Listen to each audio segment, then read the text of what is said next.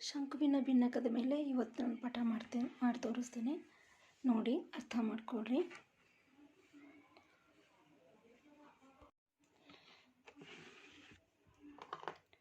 ಶಂಕುವಿನ ಭಿನ್ನಕ. ಇಲ್ಲಿ ಶಂಕು ನಿಮಗೆ ಗೊತ್ತಿದೆ, ಶಂಕುವಿನ ಆಕೃತಿಯನ್ನು ನೀವು ನೋಡಿರಿ. ಅದಕ್ಕೆ ಉದಾಹರಣೆ ಏನಂದರೆ ಐಸ್ ಕ್ರೀಮ್ ಅಂತ ಹೇಳ್ತೀವಿ. ಇದು ಒಂದು ಶಂಕು. ಇದು ತ್ರಿಜ್ಯ, ಒಂದು ಪಾದ ವೃತ್ತಾಕಾರದಲ್ಲಿರುತ್ತೆ. ಅದಕ್ಕೆ ಒಂದು ತ್ರಿಜ್ಯ ಇರ್ತಕ್ಕಂಥ ಒಂದು ವೃತ್ತಾಕಾರದ ಪಾದ ಇರುತ್ತೆ. ಇದು ಎತ್ತರ, ಇದಕ್ಕೆ ನಾವು ಒರೆ ಎತ್ತರ ಅಂತೀವಿ. ಇದನ್ನು ಅರ್ಧ ಭಾಗ ಹಿಂಗೆ ಕಟ್ ಮಾಡಿದ್ರೆ ನಮಗಿಲ್ಲಿ ಆಕೃತಿ ಸಿಗುತ್ತೆ. ಇಲ್ಲಿ 2 ವೃತ್ತ ಪಾದಗಳು ಸಿಗ್ತವೆ. ಯಾವಾಗ ಕಟ್ ಮಾಡಿದಾಗ 2 ವೃತ್ತ ಪಾದಗಳು ಸಿಗ್ತವೆ. ಇದು ಒಂದಕ್ಕೆ R1 ಅಂತ ತೊಗೊತೀನಿ, ಇನ್ನೊಂದಕ್ಕೆ R2 ಅಂತ ತೊಗೊತೀನಿ. ಇದು ಹೆಚ್ಚು, ನಂತರ ಇದು L, ಇದು ಒರೆ ಎತ್ತರ ಅಂತ ಹೇಳ್ತೀವಿ. ಇದು ಹೆಚ್ಚು ಅಂತ ಹೇಳ್ತೀವಿ. ಇದು R1, ಇದು R2 ಅಂತ ಹೇಳ್ತೀವಿ. ಇನ್ನು ಸೂತ್ರಗಳು ಬರ್ತವೆ ಇದ್ರ ಮೇಲೆ. ಶಂಕುವಿನ ಪಾರ್ಶ್ವ ಮೇಲ್ಮೈ ವಿಸ್ತೀರ್ಣ ಸೂತ್ರ ನಿಮಗೆ ಗೊತ್ತೇ ಇದೆ. ಏನಂತಂದರೆ πRL ಚದರಮಾನಗಳು ಅಂತ ಹೇಳ್ತೀವಿ. ಇನ್ನು ಭಿನ್ನಕದ ಸೂತ್ರ ಏನು ಬರುತ್ತಪ್ಪ ಅಂತಂದರೆ πR1 + R2L. ಇಲ್ಲಿ ಮೇಲೆ R ಇರುತ್ತಲ್ಲ, ಅದನ್ನು R1 + R2. ಯಾಕಂದರೆ ಇಲ್ಲಿ ನೋಡಿರಿ, ಶಂಕುವಿನ ಭಿನ್ನಕಕ್ಕೆ 2 ಪಾದಗಳಿರ್ತವೆ. ಆ 2 ಪಾದಗಳಿಗೆ ಬೇರೆ ಬೇರೆ ತ್ರಿಜ್ಯಗಳಿರ್ತವೆ. ಉದಾಹರಣೆಗೆ ಇದೊಂದು ಶಂಕು ಅಂತಂದರೆ ನಿಮ್ಮ ಮನೇಲಿ ಒಂದು ಗ್ಲಾಸ್ ಇರುತ್ತಲ್ಲ, ಈ ರೀತಿ. ಇದು ಒಂದು ಶಂಕುವಿನ ಭಿನ್ನಕಕ್ಕೆ ಒಂದು ಉದಾಹರಣೆ ಅಂತ ಹೇಳ್ತೀವಿ. ಇದು 2 ಪಾದಗಳಿರುತ್ತೆ. ಇದೊಂದು ಪಾದ, ನಂತರ ಇದೊಂದು ಪಾದ ಇರುತ್ತೆ. ಒಂದು ಪಾದ ಸಣ್ಣದಿರುತ್ತೆ, ಒಂದು ಪಾದ ದೊಡ್ಡದಿರುತ್ತೆ. ಎರಡು ಸೈಜಲ್ಲಿ ವ್ಯತ್ಯಾಸ ಇರುತ್ತಲ್ಲ, ಅದಕ್ಕೂ ಇದು ಒಂದು 2 ತ್ರಿಜ್ಯಗಳು ಬೇರೆ ಬೇರೆ ಆಗಿರ್ತವೆ. ಇದು R1 R2 ಅಂತ ತೊಗೊತೀವಿ. ಇದು ಸಣ್ಣದು R2 ಅಂತ ತೊಗೊತೀವಿ. ಇದು ದೊಡ್ಡದು ಏನು ಮಾಡ್ತೀವಿ, R1 ಅಂತ ತೊಗೊತೀವಿ. ಇದು ಒರೆ ಎತ್ತರ ಅಂತ ಹೇಳ್ತೀವಿ. ಇದಕ್ಕೆ ಒರೆ ಎತ್ತರ. ನೆಕ್ಸ್ಟ್ ಇಲ್ಲಿ ಸೆಂಟ್ರ್ ಪಾಯಿಂಟ್ ಅಂತ ಹೇಳಿಕೊಂಡು ಪಾದದವರೆಗೂ ನಾವು ಏನಂತ ತೊಗೊತೀವಿ, ಎತ್ತರ ಅಂತ ತೊಗೊತೀವಿ. ಅದೇ ಥರ ಇಲ್ಲಿ 2 ಪಾದಗಳು ಇರೋದ್ರಿಂದ ನಾವೇನು ಮಾಡ್ತೀವಿ, ಒಂದು R1 R2 ಅಂತ ತೊಗೊತೀವಿ. ಅದೇ ಥರ ಇಲ್ಲಿ ನಾವೇನು ಬರ್ಕೊಂಡ್ವಿ, R1 R2 L. ಶಂಕುವಿಂದು ಪಾರ್ಶ್ವ ಮೇಲ್ಮೈ ವಿಸ್ತೀರ್ಣ πRL ಅಂತ ತೊಗೊತೀವಿ. ನಂತರ ಭಿನ್ನಕದು πR1 + R2L, ಬ್ರಾಕೆಟ್ನಲ್ಲಿ R1 + R2 ಅಂತ ಬರೆದ್ಬಿಟ್ರೆ ಶಂಕುವಿನ ಭಿನ್ನಕದ ಪಾರ್ಶ್ವ ಮೇಲ್ಮೈ ವಿಸ್ತೀರ್ಣ ನಮಗೆ ಸಿಗುತ್ತೆ. ಇನ್ನು ನಂತರ ಬರುತ್ತೆ ಶಂಕುವಿನ ಪೂರ್ಣ ಮೇಲ್ಮೈ ವಿಸ್ತೀರ್ಣ. ಪೂರ್ಣ ಮೇಲ್ಮೈ ವಿಸ್ತೀರ್ಣ ಶಂಕುವಿಂದ ಏನು ಬರುತ್ತಪ್ಪ ಅಂತಂದರೆ πRL + πR² ಅಂತ ಬರುತ್ತೆ. πR², ಇದು ಪಾರ್ಶ್ವ ಮೇಲ್ಮೈ ವಿಸ್ತೀರ್ಣ. ಪೂರ್ಣ ಅಂತಂದರೆ ಇದು ಪಾರ್ಶ್ವ. ಪೂರ್ಣ ಅಂತಂದರೆ ಮ್ಯಾಲಿದು ತೆಳಗಿಂದು ಸೇರಿಸಿ. ಶಂಕುವಿಂದು ಏನು ಬರ್ತಪ್ಪ ಅಂತಂದರೆ ಒಂದೇ ಪಾದ ಇರುತ್ತೆ, ಹೀಗಾಗಿ πR² ಅಂತ ಅಷ್ಟೇ ತೊಗೊಂಡ್ಬಿಡ್ತೀವಿ. ಇನ್ನು ಇದು πRL + πR² ಅಂತ ಅಷ್ಟೇ ತೊಗೊತೀವಿ. ಇನ್ನು ಭಿನ್ನಕದು 2 ಪಾದಗಳು ಬರ್ತಾವಲ್ಲ, 2 ಪಾದಗಳು ಬರ್ತವೆ. ಇಲ್ಲಿ ಪಾರ್ಶ್ವ ಮೇಲ್ಮೈ ವಿಸ್ತೀರ್ಣ, ಪಾರ್ಶ್ವದ್ದು ಏನು ಬರುತ್ತೆ, ಇಲ್ಲಿ πR1 + R2L, ಇದು ಪಾರ್ಶ್ವದ್ದು. ಅದ್ರ ಜೊತೆಗೆ 2 ಪಾದಗಳ ವಿಸ್ತೀರ್ಣಗಳನ್ನು ಸೇರಿಸ್ಬೇಕು ನಾವು. ಒಂದು πR1². ಪಾದಗಳು ಎದುರಾಗಿರ್ತವೆ, ವೃತ್ತಾಕಾರದಲ್ಲಿರೋದ್ರಿಂದ ವೃತ್ತದ ವಿಸ್ತೀರ್ಣ ಏನು ಬರುತ್ತೆ, πR² ಅಂತ ಬರುತ್ತೆ. πR² ಅಂತ ವೃತ್ತದ ವಿಸ್ತೀರ್ಣ ಬರುತ್ತೆ. ಹೀಗಾಗಿ ನಾವೇನು ಬರ್ತೀವಿ, ಇಲ್ಲಿ ಒಂದೇದು πR1² + πR2² ಚದರಮಾನಗಳು ಅಂತ ತೊಗೊತೀವಿ. ಇನ್ನು ಶಂಕುವಿನ ಘನಫಲ. ಶಂಕುವಿನ ಘನಫಲ 1/3 πH R1² + R2² + R1 + R2 ಘನಮಾನಗಳು ಅಂತ ಬರುತ್ತೆ. ನೆಕ್ಸ್ಟು ಇಲ್ಲಿ ಇನ್ನು ನಾನು ನಿಮಗೆ ಏನು ಮಾಡ್ತೀನಿ ಅಂದರೆ, ಲೆಕ್ಕದಲ್ಲಿ ಅಭ್ಯಾಸ ಇರ್ತಕ್ಕಂಥ ಲೆಕ್ಕಗಳನ್ನು ನಿಮಗೆ ಬಿಡಿಸಿ ನೋಡಿರಿ. ಅಭ್ಯಾಸ 15.4ರಲ್ಲಿ 1ನೇ ಲೆಕ್ಕ ನೋಡಿರಿ ಏನಿದೆ. 14 ಸೆಂಟಿಮೀಟರ್ ಎತ್ತರವಿರುವ ಒಂದು ಕುಡಿಯುವ ನೀರಿನ ಗಾಜಿನ ಲೋಟವು ಶಂಕುವಿನ ಭಿನ್ನಕದ ರೂಪದಲ್ಲಿದೆ. ಅದರ 2 ವೃತ್ತಾಕಾರದ ಪಾದಗಳ ವ್ಯಾಸಗಳು 4 ಸೆಂಟಿಮೀಟರ್ ಮತ್ತು 2 ಸೆಂಟಿಮೀಟರ್ಗಳಾಗಿವೆ. ಗಾಜಿನ ಲೋಟದ ಸಾಮರ್ಥ್ಯವನ್ನು ಕಂಡುಹಿಡಿಯಿರಿ ಅಂತ ಇದೆ. ಇಲ್ಲಿ ನೋಡಿರಿ, ಇಲ್ಲಿ ಏನು ಕೊಟ್ಟಾರ ಅಂದರೆ 14 ಸೆಂಟಿಮೀಟರ್ ಎತ್ತರ. 14 ಸೆಂಟಿಮೀಟರ್ ಎತ್ತರ ಅಂತಂದರೆ ಇದು ಭಿನ್ನಕ, ಇದು ಶಂಕುವಿನ ಭಿನ್ನಕ ಅಂತ ಹೇಳ್ತೀವಿ. ಇದು ಎತ್ತರ ಎಷ್ಟು ಕೊಟ್ಟಾರ, 14 ಸೆಂಟಿಮೀಟರ್. ನೆಕ್ಸ್ಟ್ ಅದೇ ಥರ ಏನು ಕೊಟ್ಟಾರ, ಇಲ್ಲಿ ಪಾದಗಳ ವ್ಯಾಸಗಳು ಅಂದರೆ ವ್ಯಾಸ ಕೊಟ್ಟಾರ ಅದು ತ್ರಿಜ್ಯನ ನಾವು ಲೆಕ್ಕ ಮಾಡ್ಬೋದು. ಆದರೆ ಅರ್ಧ ತೊಗೊಂಡ್ಬಿಟ್ಟಿವಿ ಅಂದರೆ ನಮಗೇನು ಬರುತ್ತೆ, 2 ಪಾದಗಳದ್ದು ತ್ರಿಜ್ಯ ನಮಗೆ ಸಿಗುತ್ತೆ. ನೆಕ್ಸ್ಟ್ ಏನು ಕಂಡುಹಿಡಿ ಅಂದಾರಂದ್ರೆ ಅವರು ಸಾಮರ್ಥ್ಯವನ್ನು ಕಂಡುಹಿಡೀರಿ ಅಂತ ಹೇಳ್ತಾರೆ. ಸಾಮರ್ಥ್ಯ ಅಂತಂದರೆ ಇಲ್ಲಿ ಏನು ಬರುತ್ತೆ, ಘನಫಲವನ್ನು ಕಂಡುಹಿಡಿಬೇಕು. ಸಾಮರ್ಥ್ಯ ಅಂದಾಗ ನಾವೇನು ಮಾಡಬೇಕು, ಆ ಗಾಜಿನ ಲೋಟದ ಘನಫಲವನ್ನು ನಾವು ಕಂಡುಹಿಡಿಬೇಕು. ಇಲ್ಲಿ ನೋಡ್ರಿ, ಎತ್ತರ h = 14 ಸೆಂಟಿಮೀಟರ್. R1 ಅಂತಂದರೆ ಇಲ್ಲಿ ವ್ಯಾಸ 4 ಅಂತ ಕೊಟ್ಟಾರ. ತ್ರಿಜ್ಯ ಕಂಡುಹಿಡಿಬೇಕಂದ್ರೆ 4/2 ಮಾಡಿದ್ರೆ ತ್ರಿಜ್ಯ ಬರುತ್ತೆ 2 ಸೆಂಟಿಮೀಟರ್. R2 ಇನ್ನೊಂದು ವ್ಯಾಸ ಕೊಟ್ಟಾರ, ಎಷ್ಟು 2, ಅದನ್ನು ಅರ್ಧ ಭಾಗ ಮಾಡಿದ್ವಿ ಅಂದರೆ ಎಷ್ಟು ಬರುತ್ತೆ 1, ಅಂದರೆ R2 ಏನು ಬರುತ್ತೆ 1 ಸೆಂಟಿಮೀಟರ್ ಅಂತ ಬರುತ್ತೆ. ಇನ್ನು ಗಾಜಿನ ಲೋಟದ ಸಾಮರ್ಥ್ಯ ಅಂತಂದರೆ ಭಿನ್ನಕದ ಘನಫಲ ಅಂತ ಹೇಳ್ತೀವಿ. ಏಕೆಂದರೆ ಗಾಜಿನ ಲೋಟ ಯಾವ ಆಕೃತಿಯಲ್ಲಿರುತ್ತೆ, ಶಂಕುವಿನ ಭಿನ್ನಕದ ಆಕೃತಿಯಲ್ಲಿರೋದ್ರಿಂದ ಶಂಕುವಿನ ಭಿನ್ನಕದ ಘನಫಲವನ್ನು ನಾವು ತಗೋಬೇಕಾಗತ್ತೆ. ಸೂತ್ರ ಏನು ಬರುತ್ತೆ, π/3 h R1² + R2² + R1 R2. ಇಲ್ಲಿ π ಅಂದರೆ 22/7 7 ಈ ಕಡೆ ತೊಗೊಂಡಿನಿ, ನಮ್ಮ ಕಡೆ ತೊಗೊಂಡು ಸರಿಯಾಗಲಿ ಅಂತಂದು. ಇದು 3 ಕೆಳಗಡೆ 3 ಇರ್ತಲ್ಲ ಅದು. ಆಮೇಲೆ ಹೆಚ್ಚು ಬೆಲೆ ಏನು 14. ನಂತರ R1 ಏನಿದೆ 2² R2 1² ಪ್ಲಸ್ R1 R2 ಅಂದರೆ 2 × 1. ನೆಕ್ಸ್ಟ್ 22/3 × 14/7. ಇಲ್ಲಿ 2² ಅಂದರೆ 4 ಪ್ಲಸ್ 1² ಅಂದರೆ 1 ಪ್ಲಸ್ 2 × 1 ಅಂದರೆ 2. ನೆಕ್ಸ್ಟ್ 22/3 × 14/7 ಇವಷ್ಟು ಕೂಡಿಸಿದ್ರೆ ಏನು ಬರುತ್ತೆ, ಬೆಲೆ 7 ಬರುತ್ತೆ. 7 7 ಕಟ್ತಾ ಹೋಗಿಸಿದ್ರೆ ಏನು ಬರುತ್ತೆ 308/3. 308 ಅಂತಂದರೆ 22 × 14. 22 × 14 ಮಾಡಿದರೆ 308/3 ಬರುತ್ತೆ. ಇನ್ನು ಅದಕ್ಕೆ ಅದೇನಂತೀವಿ, ಇದನ್ನು ಕಟ್ತಾ ಹೋಗೋದಿಲ್ಲ. ಇದನ್ನು ನಾವು ಹೀಗೆ ಇಡ್ಬೋದು, ಇಲ್ಲಾಂದರೆ ನಾವು ಅದನ್ನು ಮಿಶ್ರ ಭಿನ್ನರಾಶಿ ಒಳಗೆ ಇಡ್ಬೋದು, ಅಥವಾ ನಾವು ಭಾಗಾಕಾರ ಮಾಡಿ ದಶಮಾಂಶ ಬಿಂದುವಲ್ಲೂ ಕೂಡ ನಾವು ಅದನ್ನು ಇಡ್ಬೋದು. ಅದು ಎಷ್ಟು ಬರ್ತಪ್ಪ ಅಂತಂದರೆ 102.2/3 ಕ್ಯೂಬಿಕ್ ಸೆಂಟಿಮೀಟ್ರ್ ಅಂತ ಇದ್ದು ಘನಫಲನ ನಾವು ಕ್ಯೂಬಿಕ್ ಸೆಂಟಿಮೀಟ್ರಲ್ಲಿ ನಾವು ನೋಡ್ತೀವಿ. ಇದು ಲೆಕ್ಕ ಮಾಡುವಂಥ ರೀತಿ. ಸೂತ್ರ ಹಚ್ಕೊಂಡು ಸೂತ್ರ ಒಳಗೆ ಯಾವ್ಯಾವ ಬೆಲೆಯನ್ನು ಕೊಟ್ಟಿರ್ತಾರೆ ಆಯಾ ಬೆಲೆಯನ್ನು ಹಚ್ಕೊಂಡು ಲೆಕ್ಕ ಮಾಡಿ ನಾವೇನು ಮಾಡ್ತೀವಿ, ಅದ್ರ ಘನಫಲವನ್ನು ನಾವು ಕಂಡುಹಿಡಿತೀವಿ. ಇನ್ನು 2ನೇ ಲೆಕ್ಕ ನೋಡ್ರಿ ಏನಿದೆ ಇದರಲ್ಲಿ. ಒಂದು ಶಂಕುವಿನ ಭಿನ್ನಕದ ಒರೆ ಎತ್ತರ 4 ಸೆಂಟಿಮೀಟರ್ ಮತ್ತು ಅದರ ವೃತ್ತಾಕಾರದ ಪಾದದ ಸುತ್ತಳತೆ ಎಷ್ಟು, ಸುತ್ತಳತೆ ಅಂದರೆ ಪರಿಧಿ ಅಂತ ಹೇಳ್ತೀವಿ. ಸುತ್ತಳತೆ ಅಂದರೆ ಅದು ಪರಿಧಿ ಅಂತ ಹೇಳ್ತೀವಿ. ಅದು ಎಷ್ಟು ಕೊಟ್ಟಾರೆ ಅಂದರೆ 18 ಸೆಂಟಿಮೀಟರ್ ಮತ್ತು 6 ಸೆಂಟಿಮೀಟರ್. ಶಂಕುವಿನ ಭಿನ್ನಕದ ಪಾರ್ಶ್ವ ಮೇಲ್ಮೈ ವಿಸ್ತೀರ್ಣವನ್ನು ಕಂಡುಹಿಡಿಯಿರಿ. ನೋಡಿರಿ ಏನೇನು ಕೊಟ್ಟಾರಂದರೆ ಒರೆ ಎತ್ತರ ಕೊಟ್ಟಾರ, ಅಂದರೆ ಎಲ್ಲಿ ಬೆಲೆ ಅದು. ನೆಕ್ಸ್ಟು ವೃತ್ತಾಕಾರದ ಪಾದದ ಸುತ್ತಳತೆ ಕೊಟ್ಟಾರ. ಸುತ್ತಳತೆ ಅಂದರೆ ಅದನ್ನು ವೃತ್ತದಲ್ಲಿ ನಾವು ಪರಿಧಿ ಅಂತ ಹೇಳ್ತೀವಿ. ಅದು 2 ಕೊಟ್ಟಾರ. ಯಾಕಂದರೆ ಭಿನ್ನಕಕ್ಕೆ 2 ಪಾದಗಳಿರ್ತವೆ. ಇಲ್ಲಿ ರೀತಿ 2 ಪಾದಗಳಿರ್ತವೆ. ಇದ್ರದ್ದೊಂದು ಪರಿಧಿ ಕೊಟ್ಟಾರ, ಇದ್ರದ್ದೊಂದು ಪರಿಧಿ ಕೊಟ್ಟಾರ. 2 ಪರಿಧಿಯ ಬೆಲೆಗಳನ್ನು ಬಳಸ್ಕೊಂಡು ನಾವೇನು ಮಾಡಬೇಕು ಅಂತಂದ್ರೆ ತ್ರಿಜ್ಯವನ್ನು ಕಂಡುಹಿಡಿಯಬೇಕು. ನಂತರ ಎಷ್ಟು 18 ಮತ್ತು 6 ಸೆಂಟಿಮೀಟರ್ ಕೊಟ್ಟಾರೆ. ಏನು ಕಂಡುಹಿಡಿ ಅಂದರೆ ಪಾರ್ಶ್ವ ಮೇಲ್ಮೈ ವಿಸ್ತೀರ್ಣ, ಶಂಕುವಿನ ಭಿನ್ನಕದ ಪಾರ್ಶ್ವ ಮೇಲ್ಮೈ ವಿಸ್ತೀರ್ಣವನ್ನು ಕಂಡುಹಿಡಿಬೇಕು. ಇಲ್ಲಿ ಏನು ಮಾಡ್ಯಾರಂದ್ರೆ ತ್ರಿಜ್ಯ ಕೊಡೋ ಬದಲು ಅವರು ಪರಿಧಿ ಬೆಲೆಯನ್ನು ಕೊಟ್ಟಾರ. ಪರಿಧಿ ಬೆಲೆಯನ್ನು ನಾವು ಬಳಸ್ಕೊಂಡು ನಾವೇನು ಮಾಡಬೇಕು, ತ್ರಿಜ್ಯದ ಬೆಲೆಯನ್ನು ನಾವು ಕಂಡುಹಿಡಿ.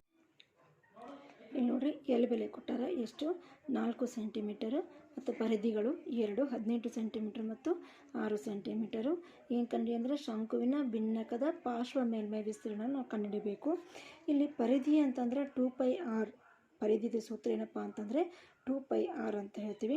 ಇಲ್ಲಿ 2 ಪರಿಧಿಗಳು ಕೊಟ್ಟಾರಲ್ಲ, ಒಂದಕ್ಕೆ R1 ಅಂತ ತೊಗೋಬೇಕು, ಇನ್ನೊಂದಕ್ಕೆ R2 ಅಂತ ತೊಗೊಳ್ಳೋಣ. ಇಲ್ಲಿ ಪರಿಧಿದು ಸೂತ್ರ 2πr. ಒಂದನೇದು ಪರಿಧಿ ಬೆಲೆ ಕೊಟ್ಟಾರ ಏನಪ್ಪ ಅಂತಂದರೆ ಪರಿಧಿ = 18 ಸೆಂಟಿಮೀಟರ್. ಪರಿಧಿ ಏನಪ್ಪ ಅಂತಂದರೆ 2πr1 = 18 ಅಂತ ತೊಗೊತೇನೆ. R1 ತೊಗೋಬೇಕು, ನಾವು ಲೆಕ್ಕ ಕಂಡುಹಿಡಿಬೇಕಂದ್ರೆ R1 2πನ ನಾವು ಈ ಕಡೆ ತೊಗೊಂಬಂದರೆ 18/2π ಆಗುತ್ತೆ. ಆವಾಗ ಇದು ಕಟ್ತಾ ಹೋಗಿಸ್ಬೇಕು. 2 1 2 9 ಅಂತ. ಇಲ್ಲಿ ನಾವೇನು ಮಾಡೋಣ ಅಂದ್ರೆ ಕಟ್ತಾ ಹೊಡಿಯೋಣ. 2 1 2 9. ಇದನ್ನು 9/π ಪೈ ಅಂತ ಅಷ್ಟೇ ಇಡೋಣ. ಇದನ್ನು ನಾವು ಮತ್ತೆ ಪೈ ಬೆಲೆ ಬರ್ಕೊಳ್ಳೋದು ಬೇಡ. ಈಗ ನೆಕ್ಸ್ಟ್ ಏನು ಬರುತ್ತೆ ಅಂದರೆ ಪರಿಧಿ. ಇನ್ನೊಂದು ಪರಿಧಿ ಏನಪ್ಪ ಅಂತಂದರೆ ಪರಿಧಿ ಈಸ್ ಈಕ್ವಲ್ ಟು 6 ಸೆಂಟಿಮೀಟ್ರ್ ಅಂತಂದು ಇನ್ನೊಂದು ಪರಿಧಿ ಕೊಟ್ಟಾರ. ಇದು 2πr2 ಅಂತ ತಗೊಳ್ಳೋಣ. Is equal to 6. r2 is equal to 6 divided by 2π. 2π ಇದನ್ನು ಈ ಕಡೆ ತೊಗೊಂಬಂದ್ರೆ ಬಾಗಲೇ ಆಗುತ್ತೆ. ಇದನ್ನಷ್ಟು ಕಡೆ ತೊಗೊಡಿನ 6 2 ಒಂದಲೇ 2 3 r2 ಏನು ಬರ್ತಪ್ಪ ಅಂತಂದರೆ 3/π ಸೆಂಟಿಮೀಟ್ರ್ ಅಂತ ಬರುತ್ತೆ. ಇದು 9/π ಸೆಂಟಿಮೀಟ್ರ್ ಅಂತ ಬರ್ಕೋಬೇಕು. ಇದು r1 ಆಯಿತು, ಇದು r2 ಆಯಿತು. ಈಗ ನಾವೇನು ಬರ್ಕೋಬೇಕಂದ್ರೆ ಪಾರ್ಶ್ವ ಮೇಲ್ಮೈ ವಿಸ್ತೀರ್ಣವನ್ನು ಕಂಡುಹಿಡೀರಿ ಅಂತ ಅಂದರವರು. ಶಂಕುವಿನ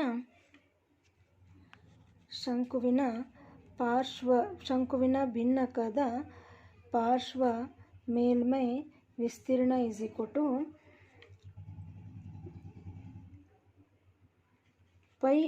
pi bracket of r1 plus r2 L ಅಂತ ಹೇಳ್ತೀವಿ.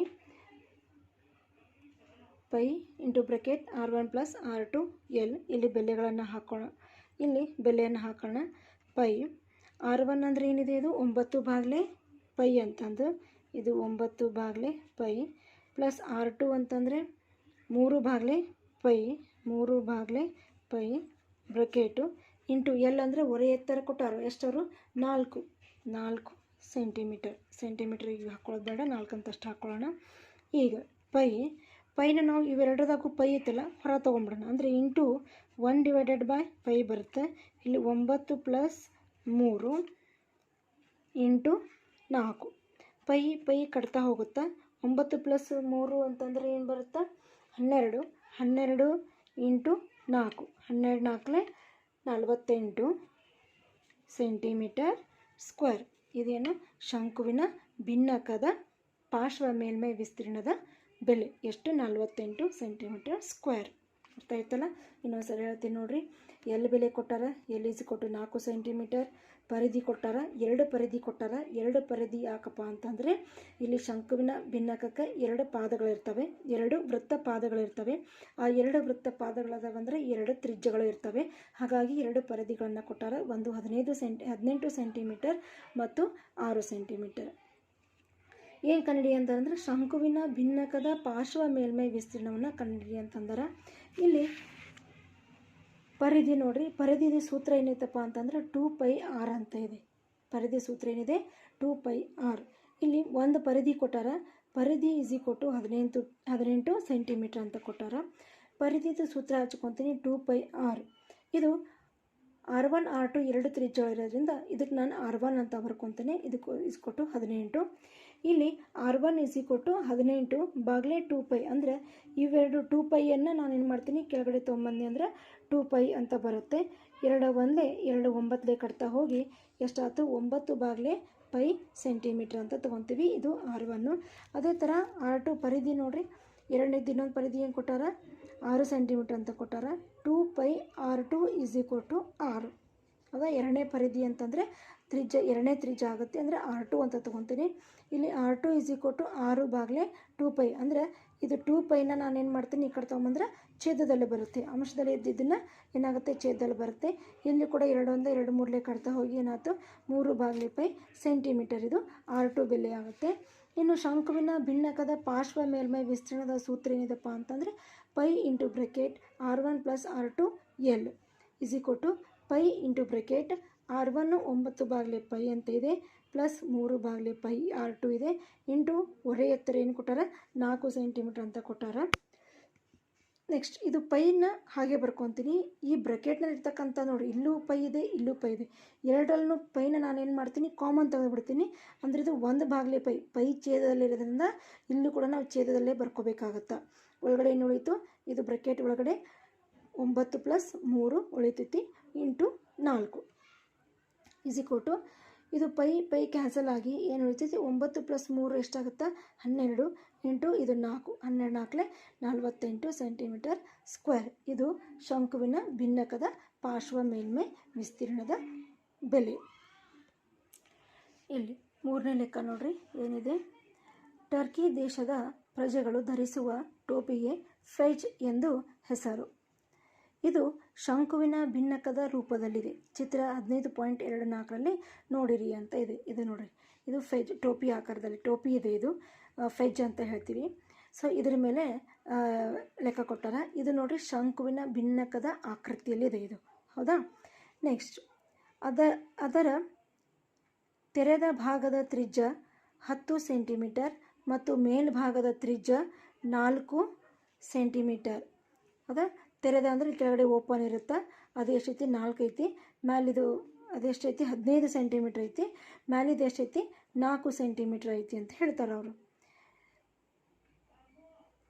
ಅದರ ಒರೆ ಎತ್ತರ 15 ಸೆಂಟಿಮೀಟರ್ ಆದರೆ ಅದನ್ನು ತಯಾರಿಸಲು ಉಪಯೋಗಿಸಿದ ವಸ್ತುವಿನ ವಿಸ್ತೀರ್ಣವನ್ನು ಕಂಡುಹಿಡಿಯಿರಿ. ಈ ಟೋಪಿಯನ್ನು ತಯಾರು ಮಾಡಬೇಕಾದ್ರೆ ಆ ವಸ್ತುವಿನ ವಿಸ್ತೀರ್ಣ ಎಷ್ಟಿದೆ ಅಂತ ನಮಗೆ ಗೊತ್ತಾಗಬೇಕು. ಆ ವಿಸ್ತೀರ್ಣವನ್ನು ನಾವು ಕಂಡುಹಿಡಿಯಬೇಕು, ಹೌದಾ. ಇದು ಟೋಪಿದು ವಿಸ್ತೀರ್ಣವನ್ನು ನಾವು ಕಂಡುಹಿಡಿಯೋಣ. ಶಂಕುವಿನ ಭಿನ್ನಕದ ಪಾರ್ಶ್ವ ಮೇಲ್ಮೈ ವಿಸ್ತೀರ್ಣ. ಶಂಕುವಿನ ಭಿನ್ನಕ ಅಂತಂದರೆ ಇಲ್ಲಿ ಶಂಕುವಿನ ಭಿನ್ನಕದ ಪಾರ್ಶ್ವ ಅಂತಂದರೆ pi into bracket R1 + R2 L. Pi ಅಂತಂದರೆ 22/7. R1 ಅಂದರೆ 4 + 15. R1 ಅಂದರೆ 10, ಇದು 4 ಇಂಟು L ಅಂದರೆ 15. 22/7 ಇಂಟು 10 + 4 ಅಂದರೆ 14 ಇಂಟು 15. ಕಟ್ತಾ ಹೋಗುತ್ತಾ, 7 1 7 2 ನೋಡಿರಿ, ಗುಣಾಕಾರ ಮಾಡಬೇಕು. 22 ಇಂಟು 2 ಇಂಟು 15. ನೀವು ಸರಳವಾಗಿ ಗುಣಾಕಾರ ಮಾಡಬೇಕಂದ್ರೆ 22 ಹಂಗೆ ಇಡ್ರಿ, 15 2 30. ಇದನ್ನು ನಾನು ಇವೆರಡನ್ನೂ ಗುಣಾಕಾರ ಮಾಡಿದೆ, ಯಾಕಂದರೆ 0 ಇದ್ದಾಗ, ಬಿಡಿ ಸ್ಥಾನದಲ್ಲಿ 0 ಇದ್ದಾಗ ನಮಗೆ ಮತ್ತೆ ಗುಣಾಕಾರ ಮಾಡೋಕ್ಕೆ ಸರಳ ಆಗುತ್ತೆ ಅಂತಂದು ಇವೆರಡು ಗುಣಾಕಾರ ಮಾಡಿಕೊಂಡೆ. 22 3 66, ಬಿಡಿ ಸ್ಥಾನದಲ್ಲಿರ್ತಕ್ಕಂಥ 0ನ ಹೊಳ್ಳಿ ನಾವು ಬಿಡಿ ಸ್ಥಾನದಲ್ಲೇ ಕೊಡ್ತೀವಿ. ಇದು ಸೆಂಟಿಮೀಟರ್ ಸ್ಕ್ವೇರ್. ಇದು ಬರೀ ಏನಾಯ್ತು ಪಾರ್ಶ್ವ, ಇದೇನಾಯ್ತು ಇದು ಪಾರ್ಶ್ವ ಅಷ್ಟೇ ಕಂಡುಹಿಡಿದ್ವಿ ನಾವು. ಇನ್ನು ಮ್ಯಾಲಿದು ಕಂಡುಹಿಡಿಬೇಕು. ಮ್ಯಾಲಿದೇನು ವೃತ್ತದ ಪಾದದ ವಿಸ್ತೀರ್ಣ. ಇಲ್ಲಿ ನೋಡಿರಿ, ಇದು 660 + 352/7 ಬಂತು. ಇದು ನಾವು ಲಸ ತಗೊಂಡು ಮಾಡ್ಕೋಬೋದು, ಅಥವಾ ಇದನ್ನು ನಾವು ದಶಮಾಂಶ ಬಿಂದುವನ್ನು ಕೂಡ ಪರಿವರ್ತನೆ ಮಾಡ್ಕೋಬೋದು. ಇಲ್ಲಿ ನೋಡಿರಿ, 352ನ್ನು ನಾನು 7ರಿಂದ ಭಾಗಾಕಾರ ಮಾಡಿದಾಗ ನನಗೇನು ಸಿಗುತ್ತೆ ಇಲ್ಲಿ 50.2 ಅಂತ ಸಿಗುತ್ತೆ. ಅದೇ ಬೆಲೆನ ಇಲ್ಲಿ ಹಚ್ಕೊತೀನಿ. 660ಕ್ಕೆ 50.2ನ ಕೂಡಿಸ್ಕೊಂಡ್ರೆ ಏನಾಗುತ್ತೆ 710.2 ಸೆಂಟಿಮೀಟರ್ ಸ್ಕ್ವೇರ್. ಇದು ವಸ್ತುವಿನ ಮೇಲ್ಮೈ ವಿಸ್ತೀರ್ಣ ಅಂತ ಹೇಳ್ತೀವಿ. ಇದರ ಬೆಲೆ ಎಷ್ಟು 710.2 ಸೆಂಟಿಮೀಟರ್ ಸ್ಕ್ವೇರ್. ಇಲ್ಲಿ ನೋಡಿರಿ, ಇನ್ನೊಂದು ಸಲ ಹೇಳ್ತೀನಿ. ಇಲ್ಲಿ ಒಂದು ಟೋಪಿದು ಏನು ಕೊಟ್ಟಾರ, ಇದು ಒಂದು ಟೋಪಿ ಇದೆ. ಈ ಟೋಪಿದು ಏನು ಕಂಡುಹಿಡಿ ಅಂದ್ರೆ ಈ ವಸ್ತುವಿನ ವಿಸ್ತೀರ್ಣವನ್ನು ಕಂಡುಹಿಡಿಯಬೇಕು. ಈ ಟೋಪಿ ಯಾವ ರೀತಿ ಇದೆ ಅಂತಂದರೆ ಇದು ಕೆಳಭಾಗದಲ್ಲಿ ಓಪನ್ ಇದೆ, ಮೇಲೆ ಮುಚ್ಚಿದ್ದೈತಿ. ಇಲ್ಲಿ ನೋಡ್ರಿ, ಇದು ಈ ರೀತಿ ಇದು ಟೋಪಿ ಆಕಾರದಲ್ಲಿ ಇದೆ ಅಂತ ಅಂದ್ಕೊಳ್ಳೋಣ. ಇದು ಓಪನ್ ಇದೆ, ಇದು ಒಂದು ಭಾಗ ಮುಚ್ಚಿರುವಂಥ ಭಾಗ ಇದೆ. ಓಪನ್ ಇರ್ತಕ್ಕಂಥ ಭಾಗದ ತ್ರಿಜ್ಯ ಕೊಟ್ಟಾರ ಎಷ್ಟಪ್ಪ ಅಂತಂದರೆ 10 ಸೆಂಟಿಮೀಟರ್. ನೆಕ್ಸ್ಟು ಮುಚ್ಚಿರುವಂಥ ಭಾಗದ ತ್ರಿಜ್ಯ ಕೊಟ್ಟಾರ ಎಷ್ಟಪ್ಪ ಅಂತಂದರೆ 4 ಸೆಂಟಿಮೀಟರ್. ಒರೆ ಎತ್ತರ 15 ಸೆಂಟಿಮೀಟರ್. ವಸ್ತುವಿನ ವಿಸ್ತೀರ್ಣ ಕಂಡುಹಿಡಿಯಬೇಕಾದ್ರೆ ನಮಗೆ 2 ವಿಸ್ತೀರ್ಣದ ಬೆಲೆ ಕಂಡುಹಿಡಿಯಬೇಕು. ಒಂದು ವೃತ್ತಾಕಾರದ, ಇದು ಪಾರ್ಶ್ವ ಮೇಲ್ಮೈ ವಿಸ್ತೀರ್ಣ, ಪಾರ್ಶ್ವ ಕಂಡುಹಿಡಬೇಕು. ಪ್ಲಸ್ ಅದರ ಜೊತೆಗೆ ಒಂದೇ ವೃತ್ತ ಪಾದ ವಿಸ್ತೀರ್ಣವನ್ನು ಕಂಡುಹಿಡಬೇಕು. ಇನ್ನೊಂದು ವೃತ್ತದ ನಮಗೆ ಬೇಡ. ನಮಗೇನು ಕಂಡುಹಿಡಬೇಕು, ಇದು ಒಂದು ಪಾದದ ವಿಸ್ತೀರ್ಣ ಮಾತ್ರ ನಾವು ಕಂಡುಹಿಡಬೇಕು. ಶಂಕುವಿನ ಭಿನ್ನಕ ಅಂದರೆ 2 ಇರ್ತವೆ. ಇಲ್ಲಿ ನಾವು ವಸ್ತುವಿನ ಟೋಪಿಯನ್ನು ತಯಾರು ಮಾಡಬೇಕಾದ್ರೆ ಅದರದ್ದು ವಿಸ್ತೀರ್ಣನ ಕಂಡುಹಿಡಬೇಕಲ್ಲ. ಟೋಪಿ ತಯಾರು ಮಾಡಬೇಕಾದ್ರೆ ಓಪನ್ ಇರಬೇಕು. ಇದಕ್ಕೇನು ನಾವು ಏನು ಮುಚ್ಚುವಂಗಿಲ್ಲ, ಇದು ಒಂದು ಓಪನ್ನೇ ಇರಬೇಕು. ಹೀಗಾಗಿ ಇದ್ರದ್ದೇನೂ ನಾವು ಲೆಕ್ಕ ಮಾಡುವಂಗಿಲ್ಲ, ಇದು ಒಂದು ಮುಚ್ಚಿದಬೇಕು. ಇದನ್ನು ನಾವು ಪಾರ್ಶ್ವ ಪ್ಲಸ್ ಒಂದು ಪಾದದ ವಿಸ್ತೀರ್ಣ ನಾವು ಕಂಡುಹಿಡಬೇಕಾಗುತ್ತೆ. ಹಾಗಾಗಿ ವಸ್ತುವಿನ ಪಾರ್ಶ್ವ ಮೇಲ್ಮೈ ವಿಸ್ತೀರ್ಣದ ಸೂತ್ರ ನೋಡ್ರಿ. ಶಂಕುವಿನ ಭಿನ್ನಕದ ಪಾರ್ಶ್ವ ಮೇಲ್ಮೈ ವಿಸ್ತೀರ್ಣ ಸಿಗುತ್ತೆ pi into R1 + R2 L. 22/7 into 10 + 4 into L ಅಂದರೆ 15 ಬರುತ್ತಾ. 22/7 ಇಂಟು 10 + 4 ಅಂದರೆ 14 ಇಂಟು L ಇಂಟು 15. 7 1 7 2 22 ಇಂಟು 30 ಬರುತ್ತೆ. 660 ಸೆಂಟಿಮೀಟರ್ ಸ್ಕ್ವೇರ್. ಇದು ಬರೀ ಪಾರ್ಶ್ವದ್ದು. ಇದೇನು ಬರ್ತಲ್ಲ ಇದಿಷ್ಟಿದೆ. ಇನ್ನು ಇದನ್ನು ಕಂಡುಹಿಡಿದಿಲ್ಲ ನಾವು. ಇದನ್ನು ಕಂಡುಹಿಡಿತೀವಿ ಏನಂತಂದರೆ ಪಾದದ ವಿಸ್ತೀರ್ಣ. ಪಾದ ಅಂದರೆ ಇದರ ವಿಸ್ತೀರ್ಣ ಕಂಡುಹಿಡಿಯಬೇಕು. ವಿಸ್ತೀರ್ಣ ಅಂದರೆ pi R square. Pi R square ಅಂತಂದರೆ ವೃತ್ತದ ವಿಸ್ತೀರ್ಣದ ಸೂತ್ರ ಪೈ ಆರ್ ಸ್ಕ್ವೇರ್ ಇರೋದ್ರಿಂದ ಅದನ್ನು ಸೂತ್ರವನ್ನು ನಾವು ಇಲ್ಲಿ ಇಟ್ಕೊತೀವಿ.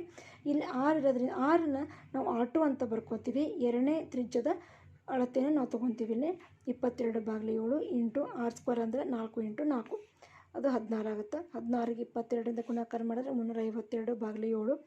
ಸೊ ಇದು ಪಾದದ ವಿಸ್ತೀರ್ಣದ ಬೆಲೆ ಆಯಿತು. ಇನ್ನು ವಸ್ತುವಿನ ವಿಸ್ತೀರ್ಣ ಏನಪ್ಪ ಅಂತಂದರೆ ಪಾರ್ಶ್ವ ಮೇಲ್ಮೈ ವಿಸ್ತೀರ್ಣ ಪ್ಲಸ್ ಪಾದದ ವಿಸ್ತೀರ್ಣ. ಪಾರ್ಶ್ವ ಮೇಲ್ಮೈ ವಿಸ್ತೀರ್ಣದ ಸೂತ್ರ ಏನಿದೆ, ಇದು ಬೆಲೆ ಏನಿದೆ 660 ಪ್ಲಸ್ 552/7 ಇದು ಪಾದದ್ದು. ಇದನ್ನು ನಾವೇನು ಮಾಡ್ತೀನಿ, ನಾನಿಲ್ಲಿ ಹೊಸ ತೊಗೊಂಡು ಮಾಡ್ಬೋದು ಅಥವಾ ನಾವಿಲ್ಲಿ ದಶಮಾಂಶ ಬಿಂದುವಿಗೆ ಪರಿವರ್ತನೆ ಮಾಡ್ಬೋದು. ಇಲ್ಲಿ ಸೈಡ್ ನಾವು ಭಾಗಾಕಾರ ಮಾಡಿಬಿಟ್ರೆ ಕ್ಲಿಯರಾಗಿ ಗೊತ್ತಾಗುತ್ತೆ. 552ನ್ನ 7ರಿಂದ ಭಾಗಾಕಾರ ಮಾಡಿದರೆ ಅದರ ಬೆಲೆ ಏನು ಬರ್ತಾ 50.2 ಬರ್ತಾ. ಅವೆರಡು ಕೂಡಿಸಿದ್ರೆ 710.2 ಸೆಂಟಿಮೀಟರ್ ಸ್ಕ್ವೇರ್. 4ನೇ ಲೆಕ್ಕ ನೋಡ್ರಿ. ಮೇಲ್ಭಾಗದಲ್ಲಿ ಮತ್ತು ತೆರೆದಿರುವ ಮತ್ತು ಒಂದು ಲೋಹದ ಹಾಳೆಯಿಂದ ಮಾಡಿದ ಒಂದು ಪಾತ್ರೆಯು ಶಂಕುವಿನ ಭಿನ್ನಕದ ಆಕಾರದಲ್ಲಿದೆ. ಶಂಕುವಿನ ಭಿನ್ನಕದ ಎತ್ತರ 16 ಸೆಂಟಿಮೀಟರ್. ಅದರ ಕೆಳಭಾಗದ ಮತ್ತು ಮೇಲ್ಭಾಗದ ತ್ರಿಜ್ಯಗಳು 8 ಸೆಂಟಿಮೀಟರ್ ಮತ್ತು 20 ಸೆಂಟಿಮೀಟರ್ ಕ್ರಮವಾಗಿ ಇದೆ. ಈ ಪಾತ್ರೆಯನ್ನು ಹಾಲಿನಿಂದ ಸಂಪೂರ್ಣವಾಗಿ ತುಂಬಿಸಬೇಕಾಗಿದೆ. 1 ಲೀಟರ್ ಹಾಲಿನ ಬೆಲೆಯು ₹20ರಂತೆ. ಹಾಲನ್ನು ಕೊಳ್ಳಲು ಎಷ್ಟು ಹಣ ಬೇಕು? ಲೋಹದ ಹಾಳೆಯ ದರ ₹8 ಪ್ರತಿ 100 ಸೆಂಟಿಮೀಟರ್ ಆದರೆ 100 ಸೆಂಟಿಮೀಟರ್ ಸ್ಕ್ವೇರ್ ಆದರೆ ಇಡೀ ಪಾತ್ರೆಯನ್ನು ನಿರ್ಮಿಸಲು ಎಷ್ಟು ಹಣ ಬೇಕಾಗುತ್ತದೆ? ಇಲ್ಲಿ ನೋಡಿರಿ, ಪ್ರಶ್ನೆ ಏನಪ್ಪ ಅಂತಂದರೆ, ಒಂದು ಲೋಹದ ಹಾಳೆಯಿಂದ ಮಾಡಿರ್ತಕ್ಕಂಥ ಒಂದು ಪಾತ್ರೆ ಇದೆ.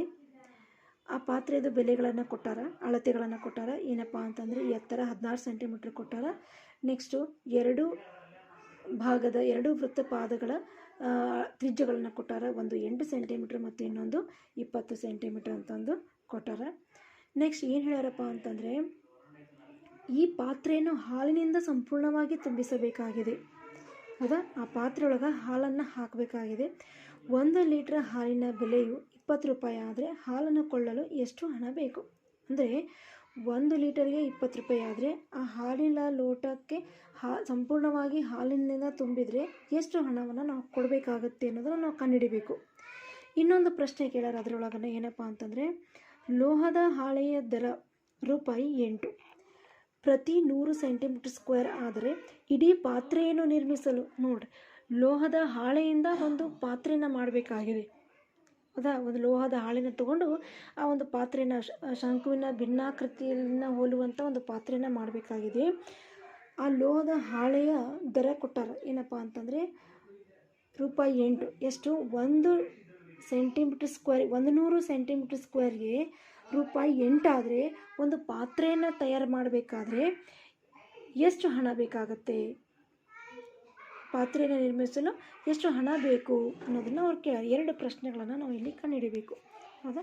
ಫಸ್ಟ್ ಅವ್ರು ಏನು ಅಂಶಗಳನ್ನು ಕೊಟ್ಟಾರ ಅನ್ನೋದನ್ನು ನಾವು ಬರೆಯೋಣ. ಮೊದಲನೇದಾಗಿ ಅವ್ರು ಏನು ಕೊಟ್ಟಾರ ಅಂದರೆ ಎತ್ತರ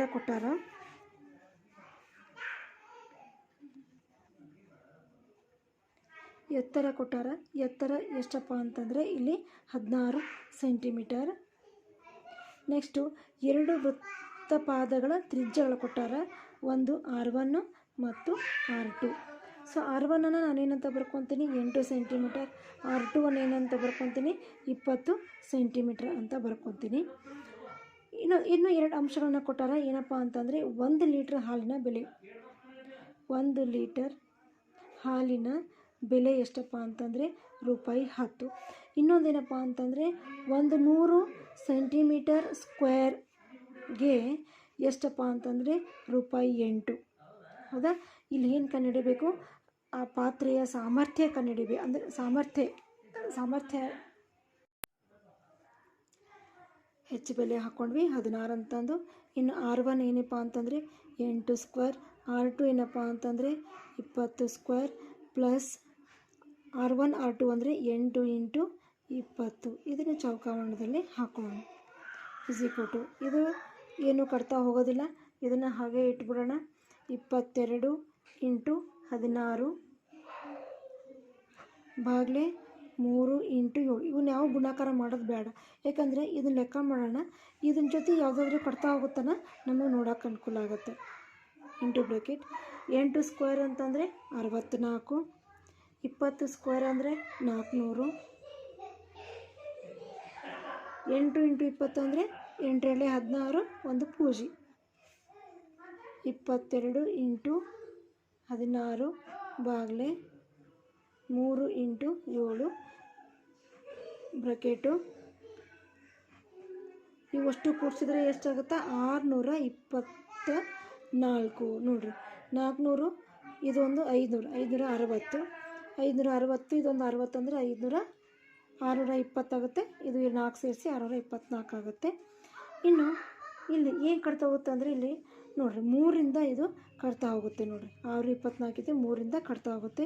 3 1 3 2 6, 2 ಹೋಗೋದಿಲ್ಲ, 2 24 ತೊಗೋಬೇಕಾಗತ್ತೆ. ಅಂದರೆ 1 0 ಕೊಟ್ಟು 3 8 24 ಅಂದರೆ 22 ಇಂಟು 16 ಇಂಟು 208 ಭಾಗಲೆ 7.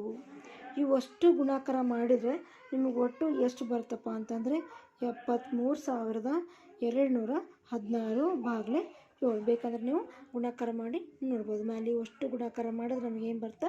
73,216 ಭಾಗಲೆ 7. ಇದನ್ನು ಮತ್ತೆ ನಾವೇನು ಮಾಡಬೇಕು? 7ರಿಂದ ಭಾಗಾಕಾರ ಮಾಡಬೇಕು.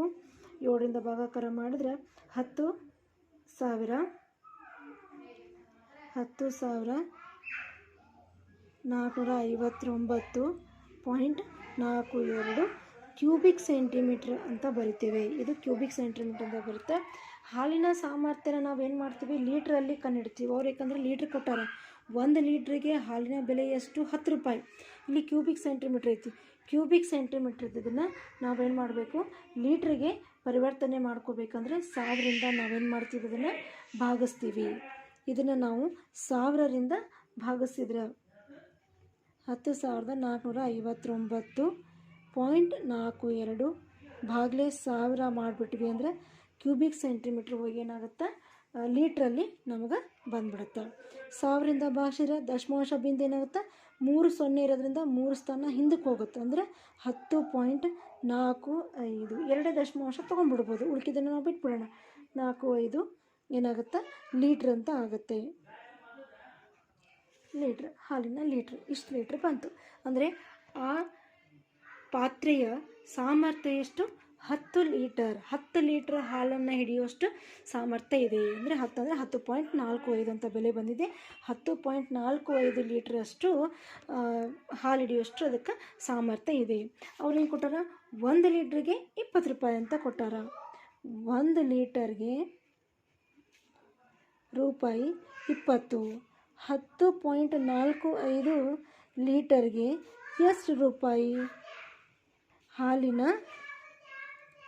ದರ = 20 ಗುಂಡ್ಲೆ 10.45. ಇವೆರಡು ಗುಣಾಕಾರ ಮಾಡಿದ್ರೆ ನಮಗೆ ಎಷ್ಟು ಸಿಗುತ್ತೆ? ರೂಪಾಯಿ 209 ಸಿಗುತ್ತೆ. ಅಂದರೆ ಹಾಲಿನ ದರ ಎಷ್ಟು? 209.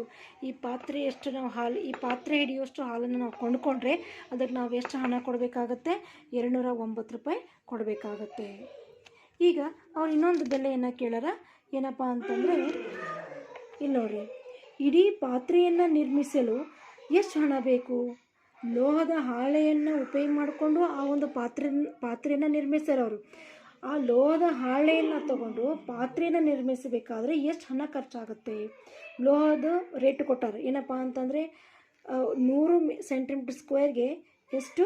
8 ರೂಪಾಯಿ. ಆದರೆ ಇದು ಆ ಹಣ ಎಷ್ಟು ಖರ್ಚಾಗುತ್ತೆ? ಇಡೀ ಪಾತ್ರೆಯನ್ನು ನಿರ್ಮಿಸಬೇಕಾದ್ರೆ ಹಣ ಎಷ್ಟು ಖರ್ಚಾಗುತ್ತೆ ಅನ್ನೋದನ್ನು ನಾವು ಕಂಡುಹಿಡಿಯಬೇಕು. ಇಲ್ಲಿ ಲೋಹದ ಹಾಳೆಯ ವಿಸ್ತೀರ್ಣವನ್ನು ಕಂಡುಹಿಡಿಯಬೇಕು. ಲೋಹದ ಹಾಳೆಯ ವಿಸ್ತೀರ್ಣ ಅಂದರೆ ಭಿನ್ನಕದ ಪಾದದ ಮೇಲ್ಮೈ ವಿಸ್ತೀರ್ಣ ಪ್ಲಸ್ ಪಾದದ ವಿಸ್ತೀರ್ಣ. ನೋಡಿರಿ, ಲೋಹದ ಹಾಳೆಯಿಂದ ಒಂದು ಪಾತ್ರೆಯನ್ನು ಮಾಡಬೇಕಾಗಿದೆ ಅಂತಂದರೆ ಇದು ಸುತ್ತು ಮಾಡೋಕೆ ಹಾಳೆ ತೊಗೊತೀವಿ. ನೆಕ್ಸ್ಟ್ ಒಂದು ಪಾದವನ್ನು ಮಾತ್ರ ನಾವು ಮುಚ್ಚೋದಕ್ಕೆ ಬಳಸ್ಕೊತೀವಿ. ಇನ್ನೊಂದು ಭಾಗದ ಏನು ಮಾಡ್ತೀವಿ ಅಂತಂದರೆ ನಾವು ಓಪನ್ನಾಗಿ ಇಡ್ತೀವಿ. ಇಲ್ಲಿ ಯಾವ ಹಾಳೆನೂ ನಾವು ಇದಕ್ಕೆ ಅಂಟಿಸೋದಿಲ್ಲ. ಹಾಗಾಗಿ ನಾವು ಲೋಹದ ಹಾಳೆಯ ವಿಸ್ತೀರ್ಣವನ್ನು ಏನು ತೊಗೋಬೇಕು ಅಂದರೆ ಪಾರ್ಶ್ವ ಮೇಲ್ಮೈ ವಿಸ್ತೀರ್ಣ ಪ್ಲಸ್ ಒಂದು ಪಾದದ ವಿಸ್ತೀರ್ಣ ಅಷ್ಟೇ ನಾವು ತೊಗೊತೀವಿ. ಇನ್ನೊಂದು ಪಾದವನ್ನು ನಾವು ತೊಗೊಳಂಗಿಲ್ಲ. ಇಲ್ಲಿ ಭಿನ್ನಕದ ಪಾರ್ಶ್ವ ಮೇಲ್ಮೈ ವಿಸ್ತೀರ್ಣ ಅಂದರೆ pi into bracket R1 + R2 L plus pi R². ಇಲ್ಲಿ R ಯಾವ್ದು ಹಚ್ಕೋಬೇಕು? 2 R ಬೆಲೆ ಕೊಟ್ಟಿರ್ತಾರ. 2 R ಬೆಲೆ ಅಂತಂದರೆ ಇಲ್ಲಿ ನೋಡಿರಿ, ಒಂದು 8 ಇದೆ, ಒಂದು 20 ಇದೆ. ಯಾವುದು ತೊಗೋಬೇಕು? 2 ಪಾದಗಳಿರ್ತವೆ, ಒಂದು ದೊಡ್ಡದು ಒಂದು ಸಣ್ಣದು. ನೀವು ಯಾವುದನ್ನು ನೀವು ಲೋಹದ ಹಾಳೆಯಿಂದ ನೀವು ಕವರ್ ಮಾಡ್ತೀರಿ, ಚಿಕ್ಕ ಭಾಗದ ನೀವೇನು ಮಾಡ್ತೀವಿ, ಲೋಹದ ಹಾಳೆಯನ್ನು ನೀವು ಕವರ್ ಮಾಡ್ತೀರಿ. ಪಾತ್ರೆ ಹಾಗೆ ಇರುತ್ತೆ, ಕೆಳಭಾಗ ಚಿಕ್ಕದಿರುತ್ತೆ, ಮೇಲ್ಭಾಗ ತೆರೆದಿರುವಂಥ ಭಾಗ ಏನಿರುತ್ತೆ ದೊಡ್ಡದಾಗಿರುತ್ತೆ. ಹಾಗಾಗಿ ಚಿಕ್ಕದ ಭಾಗವನ್ನು ನೀವೇನು ಮಾಡಬೇಕಾಗಿದೆ, ಲೋಹದ ಹಾಳೆಯನ್ನು ನೀವು ಅಂಟಿಸ್ಬೇಕಾಗಿರೋದ್ರಿಂದ ನೀವೇನು ಮಾಡಬೇಕಲ್ಲಿ ಚಿಕ್ಕ ತ್ರಿಜ್ಯದ ಅಳತೆಯನ್ನು ನಾವು ತೊಗೋಬೇಕಾಗುತ್ತೆ. ಅಂದರೆ R ಬೆಲೆ ಏನು ತೊಗೋಬೇಕು? 8 ಅಂತಂದರೆ ಇಲ್ಲಿ ನಾವೇನು ಮಾಡ್ತೀವಿ, R1² ಅಂತ ಹಚ್ಕೋಬೇಕು. ಇನ್ನೊಂದು ಏನಪ್ಪ ಅಂತಂದರೆ ಇಲ್ಲಿ L ಬೆಲೆ ಗೊತ್ತಿಲ್ಲ ನಮಗೆ. ನೋಡಿರಿ, ಅವ್ರು L ಬೆಲೆ ಕೊಟ್ಟಿಲ್ಲ, H ಬೆಲೆ ಕೊಟ್ಟಾರ, R1 ಬೆಲೆ ಕೊಟ್ಟಾರ, R2 ಬೆಲೆ ಕೊಟ್ಟಾರ, ಆಮೇಲೆ ಇಲ್ಲಿ ಎರಡರದು ದರ ಕೊಟ್ಟಾರ. L ಬೆಲೆಯನ್ನು ನಾವು ಕಂಡುಹಿಡಿಬೇಕು. Lದು ಸೂತ್ರ ಇದೆ, ಏನಪ್ಪ ಅಂತಂದರೆ L =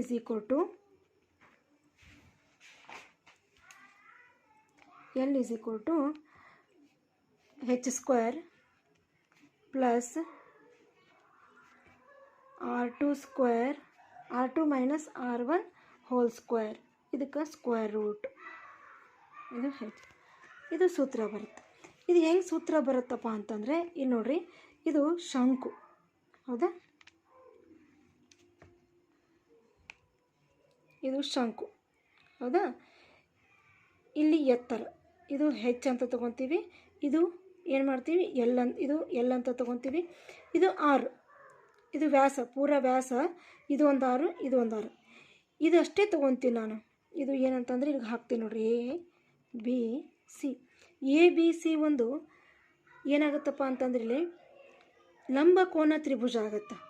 ಲಂಬ ಕೋನ ತ್ರಿಭುಜದಲ್ಲಿ ಪೈಥಾಗರಸ್ ಪ್ರಮೇಯವನ್ನು ನಾವು ಅನ್ವಯ ಮಾಡಬೇಕು. ಇಲ್ಲಿ ಪೈಥಾಗರಸ್ ಪ್ರಮೇಯ ಅಂತಂದರೆ ಏನಾಗುತ್ತೆ, ಇಲ್ಲಿ ವಿಕರ್ಣದ ವರ್ಗ ಅಂತಂದರೆ L² = H² ಪ್ಲಸ್ R² ಅಂತ ತೊಗೊತೀವಿ. ಹೌದಾ? ವಿಕರ್ಣದ ವರ್ಗ ಉಳಿದೆರಡು ಭಾಗಗಳ ವರ್ಗಗಳ ಮೊತ್ತ. ಇಲ್ಲಿ L ಅಂತಂದರೆ H² plus R². Root square ತಗೊಂಡು ಅಂದ್ರೆ ಈ ಕಡೆ ಏನು ಬರುತ್ತೆ, ರೂಟ್ ಬರುತ್ತೆ. ಇಲ್ಲಿ H² ಪ್ಲಸ್ R2 ಅಂತಂದರೆ ಇಲ್ಲಿ ಎರಡು ಶಂಕುವಿನ ಭಿನ್ನಕಕ್ಕೆ 2 ತ್ರಿಜ್ಯಗಳು ಬರ್ತವೆ, R2 minus R1 whole square. ಇದೇ ಸೂತ್ರವನ್ನು ನಾನಿಲ್ಲಿ ಹಚ್ಕೊಂಡೆ. ಸೂತ್ರ ಹೆಂಗೆ ಬಂತು ಅಂತ ನಿಮಗೆ ಗೊತ್ತಾಯ್ತಲ್ಲ. L = H² plus R2 minus R1 whole square. ಈ ಸೂತ್ರವನ್ನು ಬಳಕೆ ಮಾಡ್ಕೊಂಡು ನಾವೇನು ಮಾಡಬೇಕು, ಈಗ ಒರೆ ಎತ್ತರವನ್ನು ನಾವು ಕಂಡುಹಿಡಿಬೇಕು. H ಎಷ್ಟು ಕೊಟ್ಟಾರಂದ್ರಪ್ಪ, ಅಲ್ಲಿ Hದ ಬೆಲೆ ಏನು ಕೊಟ್ಟಾರ, 16 ಸ್ಕ್ವೇರ್ ಪ್ಲಸ್ R2 ಅಂದರೆ 20 minus 8 whole square. Square root ಹಾಕ್ಕೊತ ಹೋಗಬೇಕು, ಸ್ಕ್ವೇರ್ ರೂಟ್ ನಾವು ಕೈ ಬಿಡುವಂಗಿಲ್ಲ. ನೆಕ್ಸ್ಟು 16 ಅಂತಂದರೆ 256 ಅಂತ ಬರುತ್ತೆ. 16 ಸ್ಕ್ವೇರ್ ಅಂತಂದರೆ ಪ್ಲಸ್ 12 ಸ್ಕ್ವೇರ್ 256 ಪ್ಲಸ್ 144. ಇದೆರಡು ಕೂಡಿಸಿದ್ರೆ ಎಷ್ಟಾಗುತ್ತೆ ಅಂದರೆ 400. 400ದ ವರ್ಗಮೂಲ ಎಷ್ಟಪ್ಪ ಅಂತಂದರೆ 20. L = 20 centimetre. ಈಗ ಈ L ಬೆಲೆಯನ್ನು ನಾವು ಏನು ಮಾಡಬೇಕು, ಬಳಸ್ಕೊಂಡು ಇದು ಲೋಹದ ಹಾಳೆಯ ವಿಸ್ತೀರ್ಣವನ್ನು ಕಂಡುಹಿಡಿಯಬೇಕು. ಇಲ್ಲಿ ನೋಡಿರಿ, ಲೋಹದ ಹಾಳೆಯ ವಿಸ್ತೀರ್ಣ =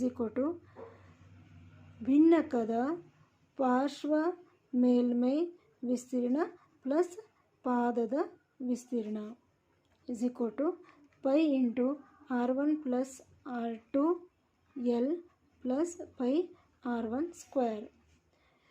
ಈಗ ಬೆಲೆಗಳನ್ನು ನಾವು ಹಾಕ್ತಾ ಹೋಗೋಣ. ನೋಡಿರಿ, ಪೈ ಅಂತಂದರೆ 22/7, R1 ಅಂತಂದರೆ 8 ಪ್ಲಸ್ 20, ಎಲ್ ಅಂತಂದರೆ 20 ಪ್ಲಸ್ 22/7. R1 ಅಂತಂದರೆ ಇಲ್ಲಿ 8 ಅಂತ ತೊಗೋಬೇಕು. ನಾನು ಆಗಲೇ ಹೇಳಿದೆ ಸಣ್ಣದು ತೊಗೋಬೇಕಂತಂದು. 8 ಸ್ಕ್ವೇರ್ ಅಂತಂದು = 22/7. ಇದು ಏನಾಗುತ್ತೆ 28 into 28 into 20 plus 22/7 into 8 square ಅಂದರೆ ಅದರ ಬೆಲೆ 64. ನೋಡಿರಿ ಇಲ್ಲಿ ಕಟ್ತಾ ಹೋಗುತ್ತಾ 7 1 7 4 ಹೌದಾ. ಇವಷ್ಟು ಗುಣಾಕಾರ ಮಾಡಿದರೆ ಎಷ್ಟಾಗುತ್ತಪ್ಪ ಅಂತಂದರೆ 1760.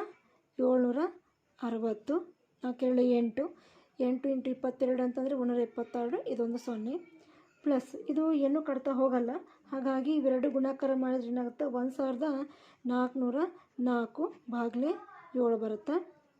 = 1400. ಇದು ನಾವೀಗ LCM ತೊಗೊಂಡು ಕೂಡ ನಾವು ಮಾಡ್ಬೋದು. LCM ತೊಗೊಂಡ್ವಿ ಅಂದರೆ 7 ಆಗುತ್ತೆ. ಹೌದಾ.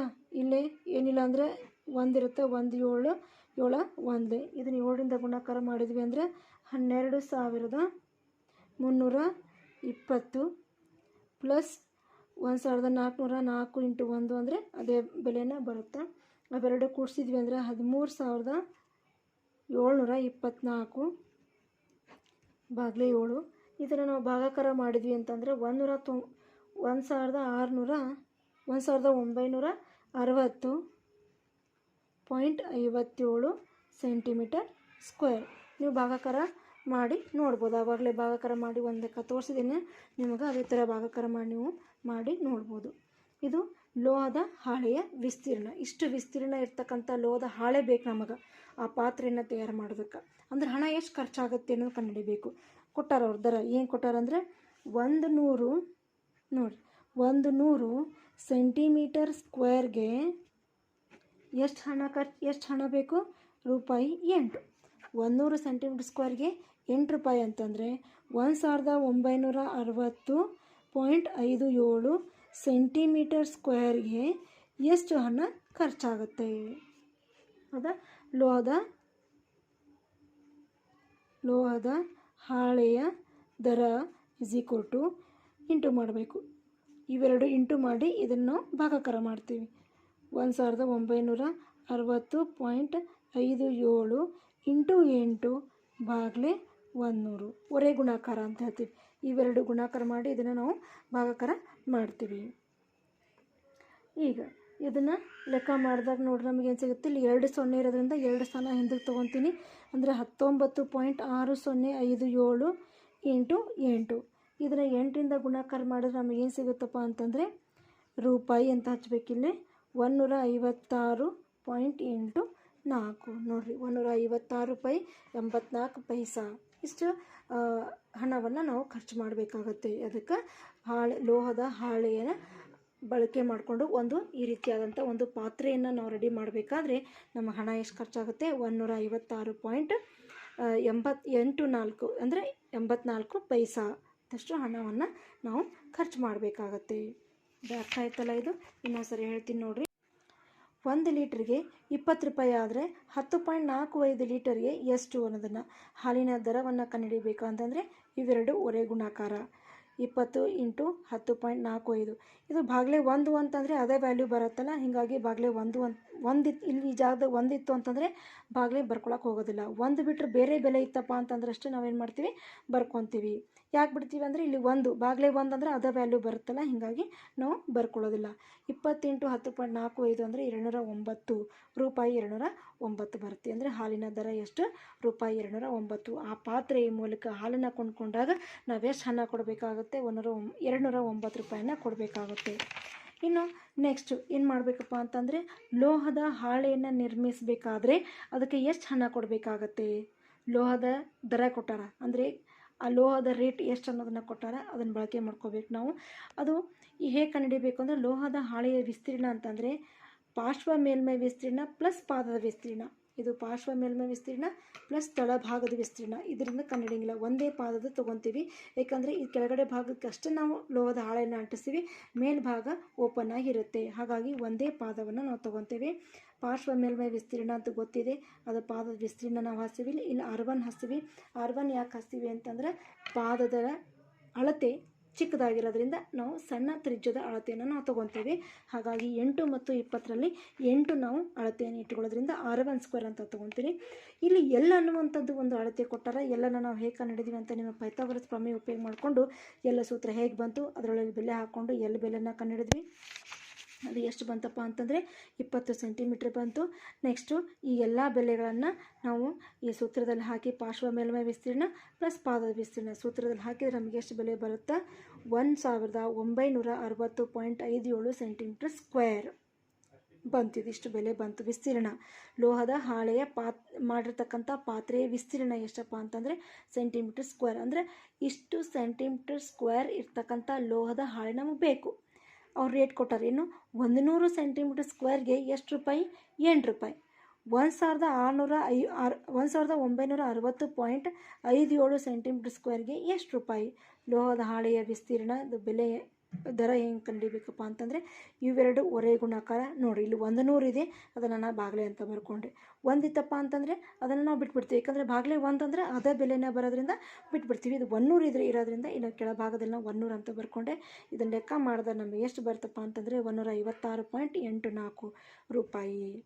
ನೋಡಿ, ಆ ಪಾತ್ರೆಯನ್ನು ತಯಾರು ಮಾಡೋಕ್ಕೆ ಲೋಹವನ್ನು ಬಳಸ್ಕೊಂಡು ಈ ರೀತಿ ಶಂಕುವಿನ ಭಿನ್ನಾಕೃತಿಯನ್ನು ಹೋಲುವಂಥ ಪಾತ್ರೆಯನ್ನು ನಾವು ರೆಡಿ ಮಾಡಬೇಕಾದ್ರೆ ಎಷ್ಟು ಹಣ ಖರ್ಚಾಗುತ್ತೆ? ₹156.84 ಖರ್ಚಾಗುತ್ತೆ.